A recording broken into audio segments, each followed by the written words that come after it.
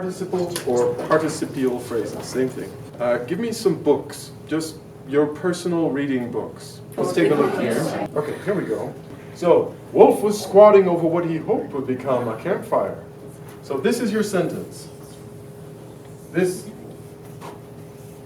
the independent clause. And then there's a comma, and offset is this verb plus ing, and then a prepositional phrase or something else to go with it that's describing what? Who or what is trying to get it started with 2 flint stones? It's all describing Wolf, or describing the way in which Wolf is squatting over what he hoped would become a campfire. That's what a participle phrase does. They're all over in your own books. Let's look at a simplified version of this. In an absolute phrase, you zoom in on one particular aspect of this. Their absolute phrases are harder. Participle phrases are easy. They're also a lot more common in your books. A participle phrase just describes the subject. It gives you some more information about the subject without writing an additional sentence about the subject. So let's have our sentence. Julia was tired. Whoops. That's gross.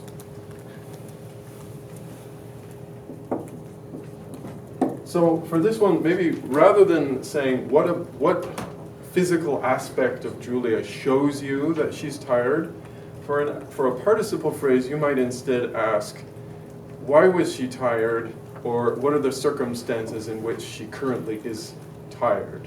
Okay, verb plus ing, having stayed up all night, comma, Julia was tired.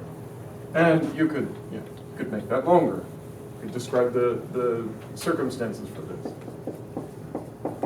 Having stayed up all night to study for the quiz, comma, Julia was tired. So this adds sentence variety because previous to 9th, 10th grade, when you're supposed to learn this, you would just say, Julia stayed up all night, and so she was tired.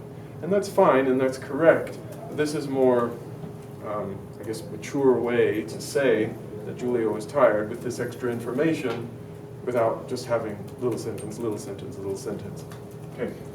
Now, just like the absolute phrase, this phrase cannot be a sentence by itself. If ever you write a participle phrase and you read it and say, okay, that's a sentence, try again, it didn't work. You will have created a sentence run-on, just sentence, comma, sentence, which you can't do. The other thing is, it's got a verb plus ing, or past tense verb, but we talked about how if you're struggling with these, just forget the past tense verb, just go with verb plus ing, it's easier. There will not be a noun in front of it, like you have with an absolute phrase. And as it describes Julia, you will be able to replace the participle phrase with an adverb as a test. So something like quickly or sadly or whatever. Sadly, comma, Julia was tired. That's what this is doing, the same thing. So, all right, it checks out.